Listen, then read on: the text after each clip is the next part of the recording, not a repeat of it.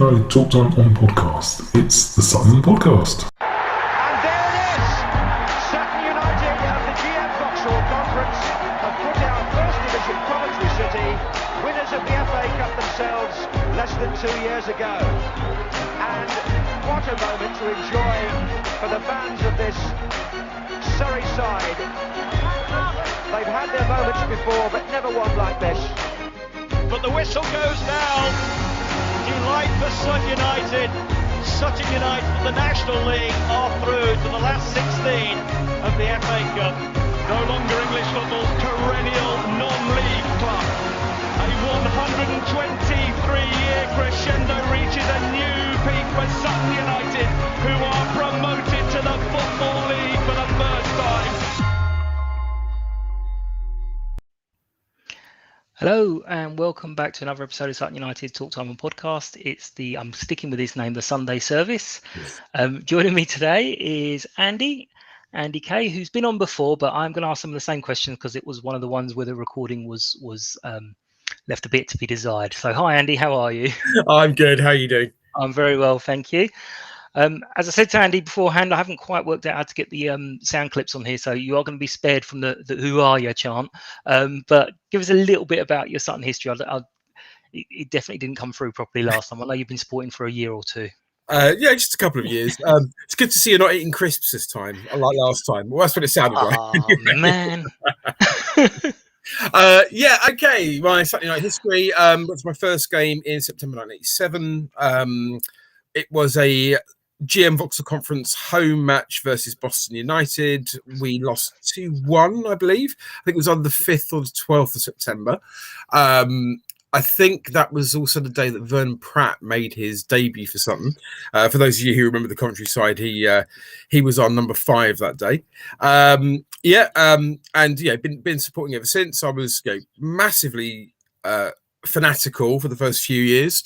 Then life got in the way. So it was more of a case of dipping in for quite a bit of the 90s to the early 2000s, and then 2003, 2004, I threw my lot in again, and now I'm a home and away traveller. I think I've missed 2 games this season, which I know isn't as good as some other supporters, but it will just certainly do me. It's better than some as well. So I've been fortunate enough to witness all of those moments in person that were in your intro, but I've also witnessed the 3 relegations that Sutton United have suffered in their history. So it's been a mixed bag. Well, yeah, mixed, but mostly up in the last years. You're about a year, 18 months ahead of me with when you started, but very similar to what you're saying is came along sort of high school. I chose a Sutton for various reasons, but unlike you, my first ones were winning matches, so that's what made me come back, to be honest, bit of a glory hunter. And yeah, same as life with the Saturday jobs and everything getting in the way, and then getting out of retail and being like suddenly like, oh, hang on a minute, we've got Saturdays again. Woohoo! Yeah. And it sort of coincided with just a little bit before DOS, but mostly with the DOS era and beyond, which obviously helps you when you're coming along every week. Yeah. One other question I asked Andrew, and I think it's quite good, and I've got a theory on what the answers are going to be for most people, but just to find a little bit more about you, excluding all the current bunch, who would be your top or your favourite Sutton player? No particular reason. It doesn't have to be any reason at all. Just I think even if you included all the current Sutton bunch, I would still have a favourite player, and it will be Paul McKinnon. It's an obvious answer. Paul McKinnon. If for those Sutton supporters that didn't see Paul McKinnon in his prime, you missed an absolute gem. The guy, I've never seen a goal scorer of his ability. He was a complete natural. He'd score anyway, headers, volleys, punted in shots, anything you like. It's just, the guy's record speaks for himself, but actually watching him play was just fantastic. And I would say probably, even though I had that losing start, he's probably the main reason why I stuck with Sutton. Because he was just an absolute legend. And I got a chance to meet him about 10 years ago, and I was completely starstruck. I'm like, hello, Paul. Yeah, you're great. I'm your number 1 fan. But yeah, that's the answer. Well, you either heard last week and you're on a wind up, or you didn't hear last week. But my favourite was Lenny, and it was because I always felt a little bit sorry for him, because at the start of the season he was like the main man. Everyone loved Lenny, everyone loved him, and then Paul came back from Sweden. And everyone was like, "No, we love him. We love him." And I was like, "Excuse me, how dare you?" I always had this little just umbrage against him for some bizarre reason. As an adult looking back, I realised that's a bit stupid, but at the time I was like, "No, I'm not having this." But yeah, no, I'm thinking when I ask these questions, a lot of people's answers are going to be very, very similar of players that when they first started. But very quickly, because I have another guest on in just a mo.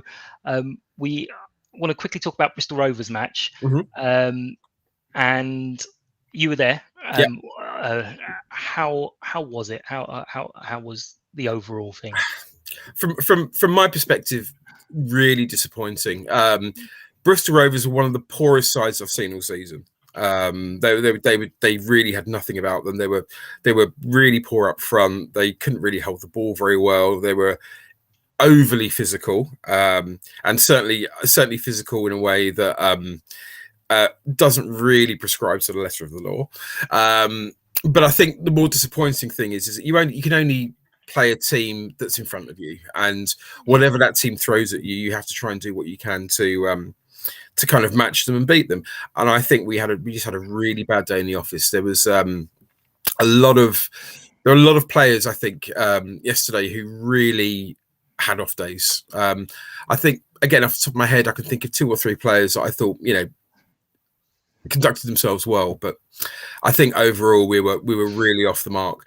Saying that, although that sounds like a criticism, it's completely understandable with the injuries we've got, with the run of games that we've had, and we are going to continue to have for the next week or so. The players are knackered. These are League Two players. These are not, £100,000 a week Premier League players at all. If our players could perform consistently week in, week out, they probably wouldn't be playing at this level. Yeah. So I don't want to be harsh. And again, it's not exactly an embarrassment going out 2-1 to a side in the same division as us away from home. It's always kind of balancing up. It just felt a little bit disappointing. And watching Matt's interview from last night, you could almost tell that he was disappointed in a similar sort of way. It's kind of like he seemed really down and deflated and kind of like, huffing and sighing a little bit. And you could just see that I think he felt probably we let ourselves down rather than we were beaten necessarily by a better team. Yeah, I think that's sort of overriding from what I'm picking up everywhere is people just like, oh, we could have, and that's the disappointment. It's not like where we lost to Leyton Orient. It was like we just got battered 4-1, but it's like, oh, you know what? If we played that game again, we'd probably get battered just as much. So it's one of those horrible things. I mean, I was listening on iFollow, and I have to say, I think it was Ahmed and Cameron. They were quite scathing of the ref. Inconsistencies they were calling it, being quite polite, but they were saying just before the penalty was given, there was one on Donovan that they were like, how was that not given and that one was? It was just all a bit odd. But we're out. We get to concentrate on the Pizza Cup. Yay. We got Colchester in that at home, so that'll be one I'm going to. So yeah, it's funny that we're playing Colchester in consecutive weeks and consecutive years. Yeah, which is a bit strange. But yeah, you know what? It's one of those you'd say winnable matches. But yeah, Bristol Rovers they're a big club.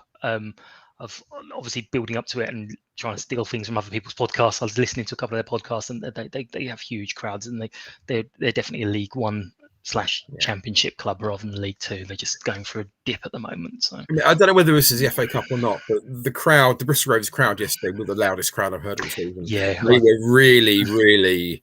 They were completely in unison as well. It was they've got a really good, strong following. But of course, we've got to play them on Boxing Day. And actually, if we turn up and play all right, from the evidence I saw yesterday, I don't think we're going to have too much of a problem. I don't think it's going to be the same. Yeah, I definitely don't think the result will be the same. I think you'll have a few players coming back a bit stronger. Could Louis have done with a rest? Maybe. I'm not saying he was rushed back. But if it was a league game, maybe you could have thought, oh, do you know what, we'll give him one more week just to get over it. But anyway, maybe them being used, and we need a singing section like Bromley. Okay, we'll skip that. Yeah. The other thing I was just going to ask you to do to finish that one off is you said there was only sort of 2 or 3 players you can think of that played as expected, but I'm going to be asking you for your player of the day, your pod. Sutton podcast pod. It's going to stick. I don't care. It's going to stick. It's basically going to be the player that you could pick pretty much in every single game as player of the day. And the one player that I am worried about going in the January transfer window, and that's Ben Goodliff. Okay. Ben Goodliff has been Mr. Consistency all year. He is an absolutely fantastic centre back. I think, if we lose Ben, I think we've got a big problem. But he was holding it all together, as he so often does. Yeah, I think one of those games earlier in the season, I put a tweet to him during the match. He was like thing from Lord of the Rings, "Thou shalt not pass." It was just like literally, just no one's getting past me today. Yeah, he's been brilliant. In fairness, obviously I wasn't there yesterday to see it, but for the whole season, you every single one of them is playing above themselves. I don't think there's any one of those players you can say you're not really trying. I think they're all playing at 100% of what we could expect from them, which is brilliant. And hopefully it will continue on Tuesday, which is a brilliant segue to saying hello and introducing my next guest, who is from the 1912 Exiles. Just giving you an extra 100 years. Hello, Ed. How are you? Flawless. That was absolutely flawless, Mike. Well done. Diolch am invitation.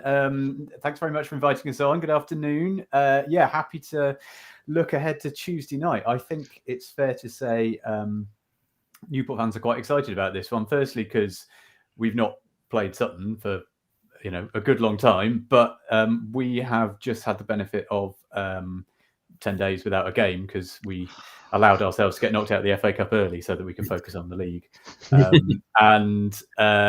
this has been the first real chance that our new coach has had to work with the players and have that little bit of breathing space.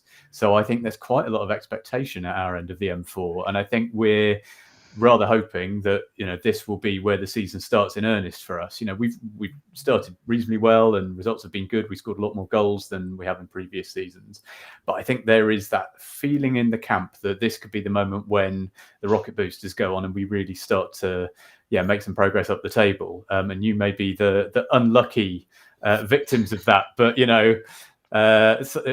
what's the expression about great plans and all the rest of it? So who knows what might happen. Yeah, absolutely. I mean, I was listening to a couple of your podcasts that steal ideas and become far more smooth and professional, like you've just seen. But your new manager, there's an odd one because he's got a lot of links with your club, but it was again like our guy Matt, untried at management.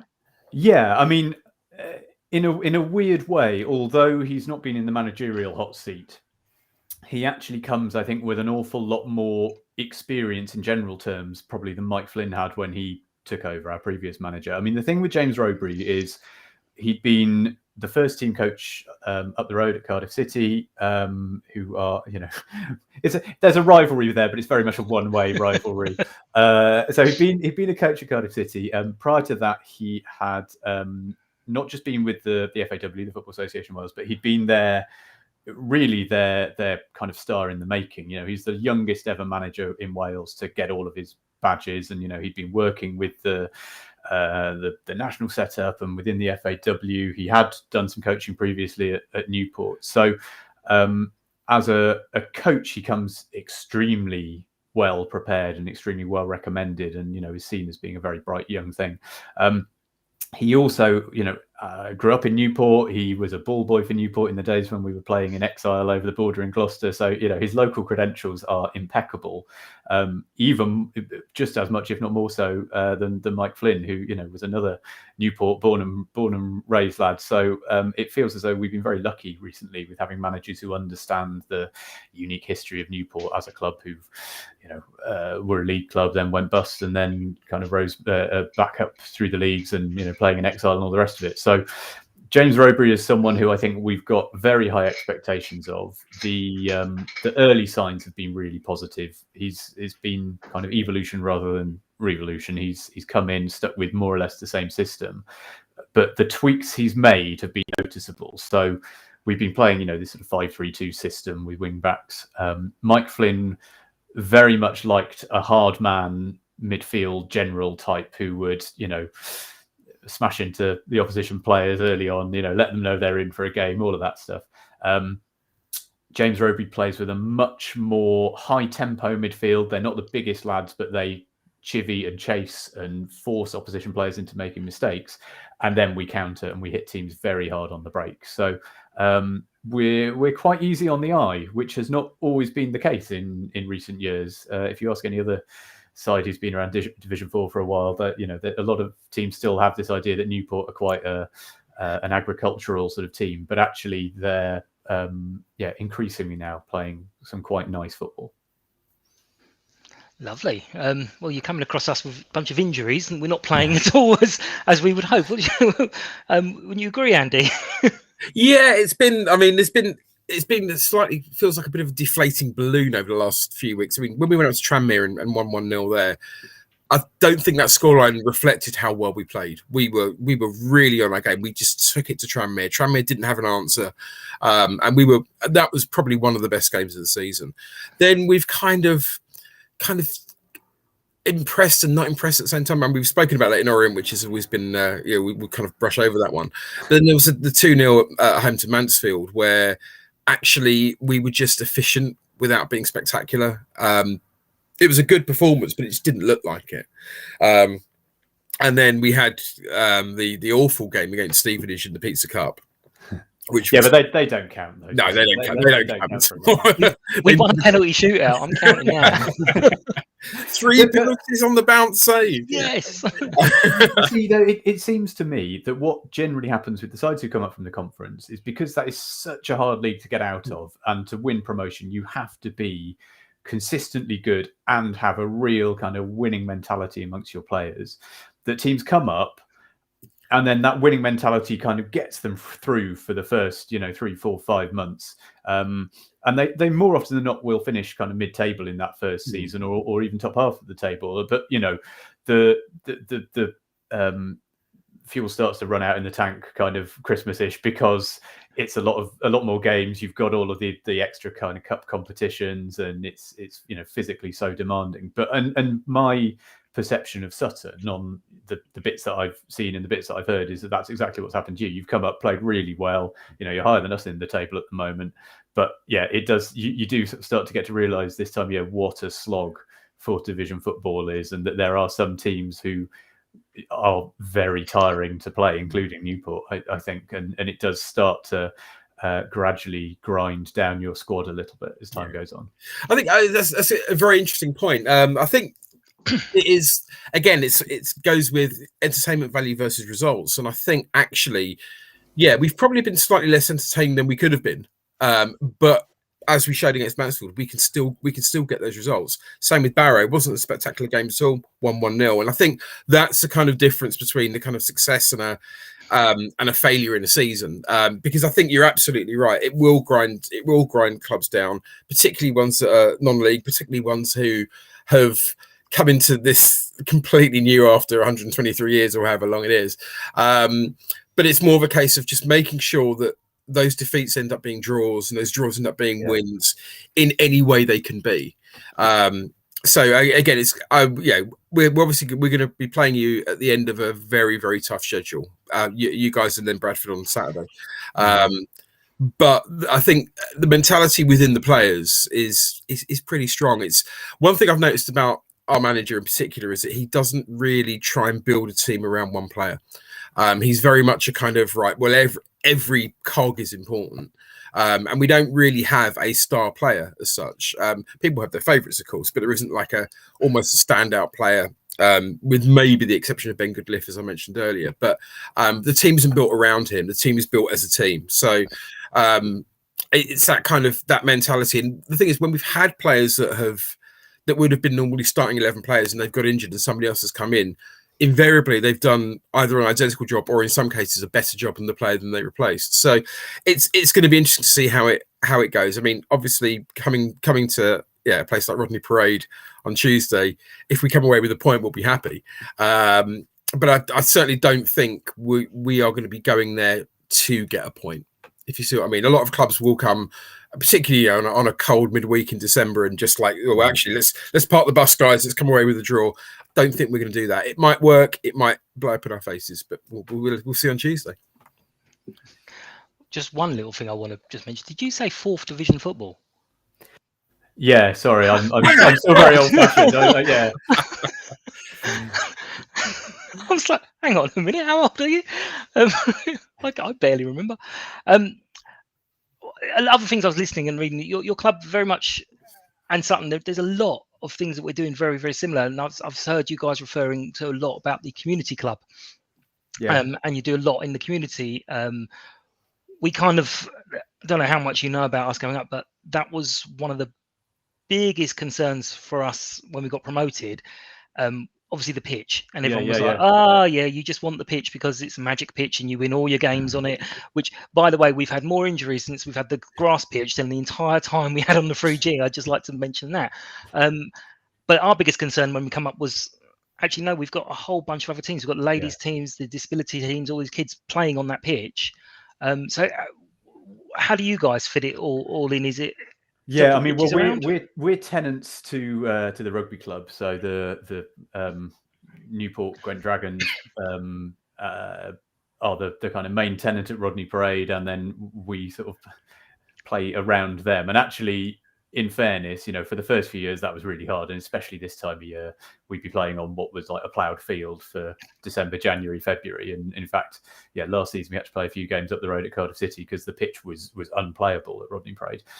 They spent a lot of money over the summer sorting it out, and so it can now withstand a rugby team and a football team on it. But because it's not our pitch, we don't get to do the sorts of things that Sutton were doing. And, I mean, we've got teams like Merthyr up the road from us who, they've got a plastic pitch and that is being used every single day, all the time, by all the community stuff. The community stuff that Newport County do that we're massively proud of as fans and as a podcast, is less about getting teams on to the club, but more the club going out and looking to see how we can support the local communities. Obviously, particularly as a fan-owned club, those links are massively important, particularly as a club that had to spend 10 years plus playing outside of Newport. The fact that we are now, the club is back in the city, and we can remake those links and have to remake those links because there's like an entire generation of kids who grew up without a team to watch in their city. It's really important. So we did a podcast last week talking to some of the people who are involved with our We Wear the Same Shirt campaign, which is there to support members of the community who might have mental health issues, who can get together for an hour a week and kick a ball around, have a coaching session, play a game of football, because we said this in the pod, it doesn't matter whether you're watching football, playing football, coaching football. For that time that the game is going on, you're not thinking about work, you're not thinking about relationships, you're not thinking about anything else. So that's really good. I saw something up today that the club is raising lots of money to help the local food bank in the run up to Christmas, and that's all really important. You can obviously it'd be even better if the government was feeding hungry people, but in the absence of that, is the fact that the club is working really hard on that is fantastic. And there's all the other stuff that goes on. But as a community-run club, a fan-owned club and a community-led club it's so important to us. And anything we can do as a podcast to try and showcase that is great. Yeah, it's really exciting for us.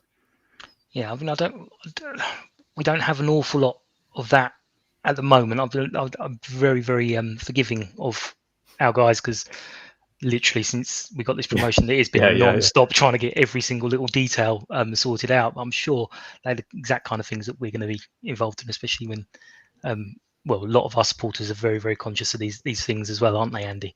Oh, yeah. But yes, so we're looking forward to Tuesday. You're going, aren't you, Andy? Obviously, I am, and You are.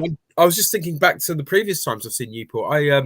In my second season, I think we in that horrible season for Newport fans where they didn't complete the year, and Newport came to Sutton and drew 1-1. I think on a cold November night, which obviously has been expunged from history. But I went to the Spitty back in 2004, 2005. In that time, obviously have good memories of Spitty the dog, the mascot. He's still going strong. Excellent. And I just remember Newport fans, because you always kind of make a judgment, particularly at that level, when fans could mingle. There was no segregation, and I always remembered Newport fans being some of the nicest we'd met in that division. And we had, we always got really, really well with them. Had a lovely chat with them. They were really, really nice people. And I remember there was one time we played Newport, friendliest bunch we could ever meet at that league. And I think the following week they were playing away to Lewis. And it kicked off between Lewis and Newport fans. And I just remember sitting there saying, how could it kick off? Newport fans are lovely. What's going on?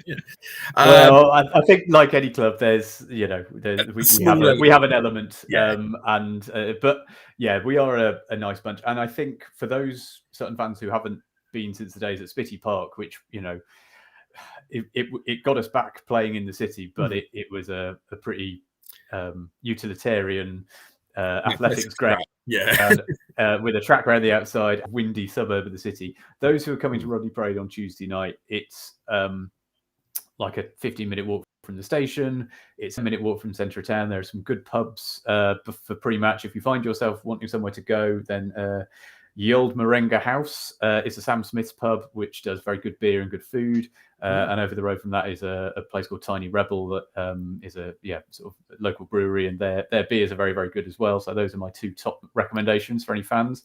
But having the club playing back in the centre of town has massively helped boost the attendances. I mean, I started going around sort of 2004, 2005 when you would have been there, Andy, and we would be getting 600, 800, maybe 1,000 on a good day. These days it's 2,500 on a bad week, and 3,000 plus on a good week. And when we've had the cup exploits we've had in recent seasons, it's gone higher still.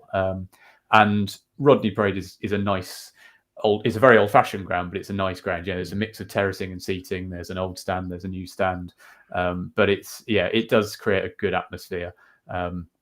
And we just hope that this will be the season when we can, because a bit like you, kind of we found ourselves back into the league, blinking into the limelight and going, God, it's are we ready for this almost?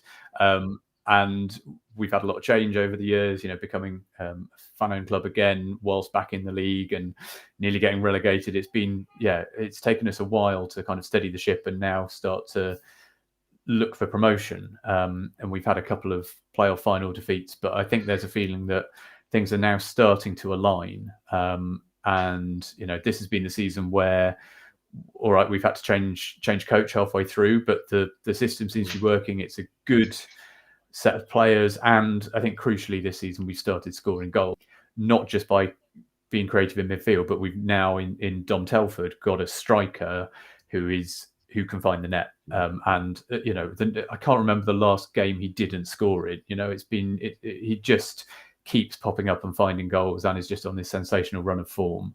And he is the one who's going to cause you difficulty on Tuesday night. Right. Cheers. I'm sure Matt is well aware of that. But I'm just going to ask for predictions now. Ed, no pressure, but the only one who's got it right so far in the couple of weeks I've been doing this is Tom from Bristol Rovers, and he got it absolutely spot on last time. So give us your prediction for Tuesday night. I think it'll be a Newport win, and I think not because Sutton won't give us a good game, because I think you will, and I think you will definitely be a top half team this season, and I'll be very pleased to beat you. But I just think because you've had such a busy run of games and there's going to be some tiredness in the squad, whereas we've had time for a breather and time to work on things. I think it's going to be 2-0, and I think it'll be, a relatively comfortable 2-0. Okay, Andy? Oh, I hate doing predictions. I I'm going to go for a 1-1 draw, Okay. only because I think our strength at the moment is actually in defending. Our two informed players are really our centre-back and our goalkeeper. And it's very, very difficult to get past them. Okay, Bristol Rovers got two. One was a penalty, which we shouldn't have given away. And the other one was, to me, I actually thought it was an own goal. But I haven't seen the replay, so I might have missed that. We are actually quite a difficult team, unless you're Leyton Orient to score against. But that doesn't mean that you won't score. But I've just got a funny feeling that we might just nick one at the other end, because I think the thing we've got is that we don't necessarily have the as you've got with Dom Telford, the player who scores every single game. All our goals come from pretty much any player. I think Isaac Alafi's got the most at the moment with 6. Yeah. I think. But there are other players that have got 5, 4, 3, 2, 1. It's coming from all over the shop. So there's a lot of opportunities there, particularly if we get some set pieces, because we seem to be particularly good at those. Corners coming in from Rob Milson on the left-hand side, or one of his free kicks, or the long throws. Anything that comes from there usually ends up in a kind of a dangerous Sutton attack.